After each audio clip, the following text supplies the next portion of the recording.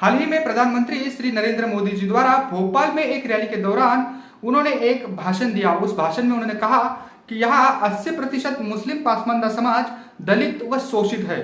उनका यह वक्तव्य ठीक 2024 के लोकसभा चुनाव से पहले आना क्या इसके मायने हैं, यह सवाल खड़ा करता है। क्योंकि आज तक कांग्रेस की रही गवर्नमेंट में और ज्यादातर स्टेटों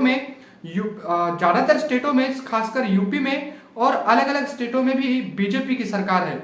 वहां पर भी मुस्लिम समाज की जो हालात है वो काफी दयनीय है, लेकिन उसकी तरफ बीजेपी देखती नहीं है। लेकिन अभी हाल ही में भोपाल की इस रैली में प्रधानमंत्री श्री नरेंद्र मोदी जी ने जो वक्तव्य दिया है कि यहाँ जो 80% मुस्लिम समाज है ये आज भी शोषित व पीड़ित है।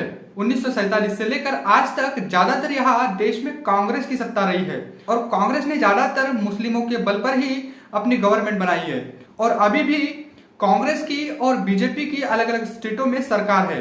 लेकिन केवल बयानबाजी कर कर वो समाज को क्या संदेश देना चाहते हैं। अभी 2024 के लोकसभा चुनाव नजदीक है, क्या इसको लेकर नरेंद्र मोदी जी ने ऐसा बयान दिया है? ऐसे भी सवाल लोगों के बीच से निकल कर आ रहे हैं। लेकिन इस मुद्दे पर बसपा सुप्रीमो ने एक ट्वीट किया है जिसमें बहन जी ने श्री प्रधानमंत्री नरेंद्र मोदी जी के जो 80% मुस्लिम पासमानदा समाज के दलित व शोषित रहने की जो बात कही गई है उसको लेकर बसपा सुप्रीमो ने एक बड़ा ट्वीट किया है।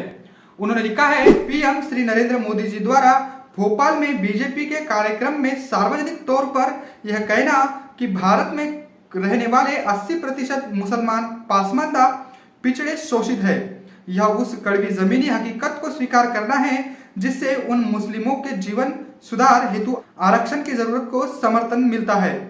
यानी बसपा सुप्रीमो ने साफ कहा है कि जो नरेंद्र मोदी जी ने कहा है ये एक कड़वी सच्चाई है।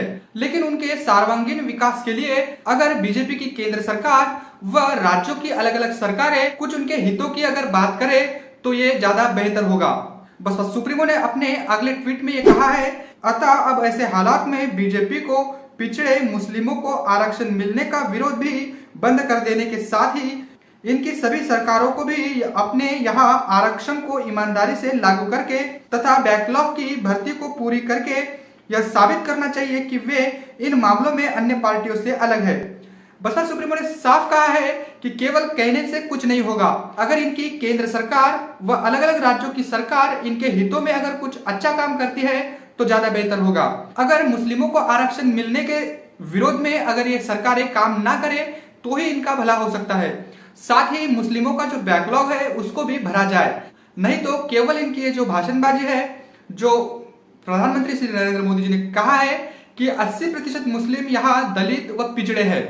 अब देखने वाली बात होगी कि यह सरकार और अन्य राज्यों की सरकारें बीजेपी की कितने हद तक मुस्लिमों के हितों की काम करती है। बसपा सुप्रीमो ने साफ कहा है कि अगर इनके बैकलॉग को भरकर यह सरकार मुस्लिमों के हितों का काम करेगी तो ये अन्य पार्टियों से अलग हो जाएगी और ये साबित भी होगा कि इनकी सही मायने में मुस्लिम समाज के प्रति क्या सोच है, वह क्या नियत है। वैसे मुस्लिम समाज के साथ साथ पूरे देश में दलित, शोषित व पिछड़ा समाज जो है इनके हक हुकूकों के लिए ये पार्टियां ज्यादातर काम नहीं करती, केवल चुनाव नजदीक आते समय भाषणबाजी करती है और नए नए वादों का पिटारा खोलती है। लेकिन कोई भी वायदा ये सरकारें पूरा नहीं करती है। इसको लेकर भी अब बहुजनों को और खास तौर पर मुस्लिमों को भी सोचना पड़ेगा। उनको 2024 के लोकसभा चुनाव में खाली यूज किया ना जाए, इसके बारे में भी मुस्लिम समाज को सोचना पड़ेगा।